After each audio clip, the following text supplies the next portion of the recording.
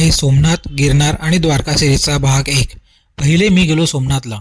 त्यासाठी मी बँड्रा टर्मिनसवरून वेरावळला सौराष्ट्र जनता एक्सप्रेसने, जी की रोज दुपारी 1:40 बँड्रावरून निघते आणि वेरावळला सकाळी 7ला पोहोचते। आणि वेरावळ जे की सोमनाथ मंदिराजवळचं रेल्वे स्टेशन आहे। रेल्वे स्टेशनवरून सोमनाथ मंदिर हे 7 किलोमीटर अंतरावर आहे।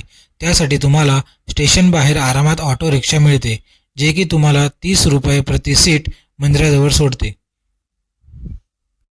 इथे आल्यावर तुम्ही सोमनाथ ट्रस्टद्वारे उपलब्ध असलेले रूम किंवा डॉर्मेटरी कमी दरात घेऊ शकता, जे की मंदिरापासून अगदी जवळ आहे।